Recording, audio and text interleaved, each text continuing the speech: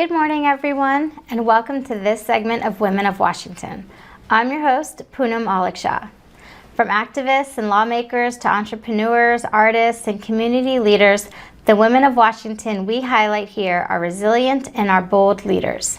We celebrate these women and their achievements, and today I'd like to introduce to you to Dr. Anita Nahal.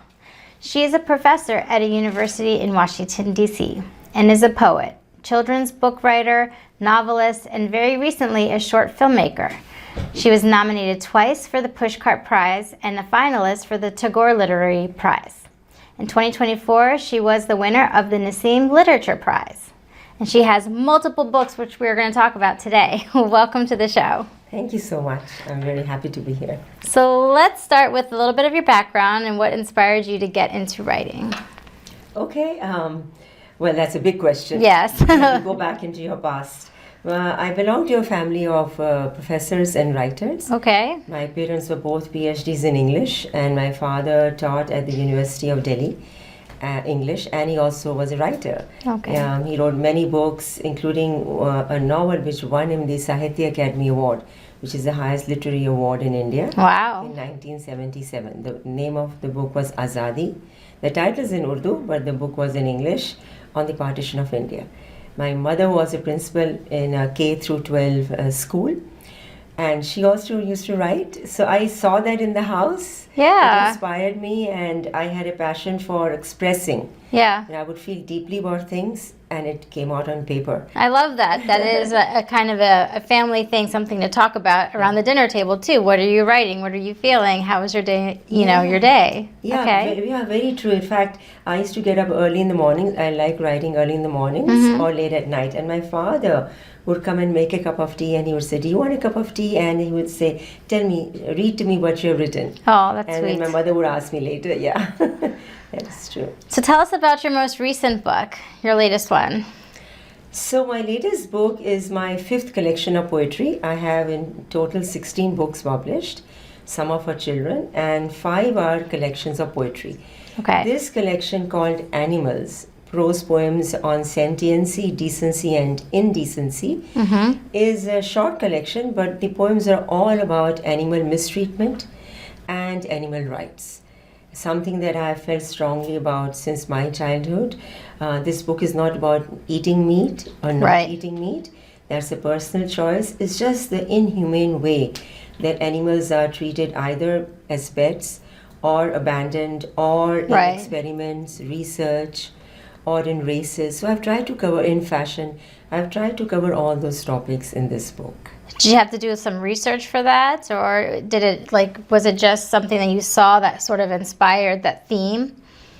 Yes, watching, observing world. Yeah. I many of my writings, when people say, which books have inspired you, I generally tend to say life inspires me, because I tend to observe a lot and I feel deeply. So this as well, I've been, observing all throughout my life. But yes, research you have to do. Sure. So certain things. And then bring it all together. I write in a prose poetry form. Right.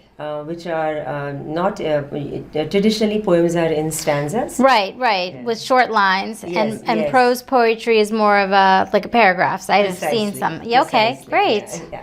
And I like how you're trying to influence and share and educate through a different type of platform, through writing, and not just writing, but through poetry. So something pretty unique that I've seen. Correct. And most writers hope, writers all over the world, all through centuries, they hope that their word will inspire people in some positive way. Right. That there's some positive change.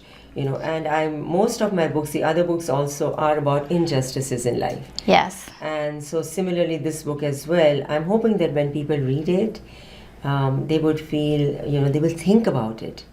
And perhaps think about what's happening in the world for animals. And there are a lot of changes. Just wanted to make that point that recently NIH and other organizations have agreed not to use animals in research. Okay. So that's a great step forward. And there are so many animal organizations that are working towards reducing or eliminating the use of animals in experiments, primarily because there's only one planet. That's the true. earth that we We know have- as home. And we have to all take care of everything and Yes. everyone in it. Yes. So what are can you tell us one or two of your most highlighted achievements that you're most proud of?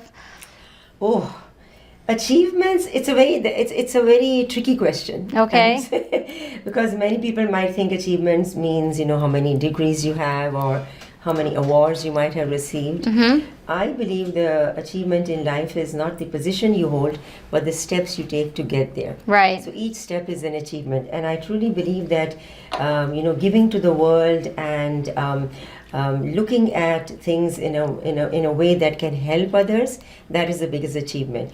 Yeah. But coming just to me personally, I'm a single mom. Yeah. And I'm proud of raising a son on my own. That's great. And I think that's my biggest achievement. Great. Well, and I also think that, like you said earlier, the books, the message, and leaving a legacy is really great. So thank you so much for joining us today on the show and sharing your passion with us. Be sure to follow us on Live Your Best DC, where you can find where we post our interviews. And take care. We will see you next month on Women of Washington.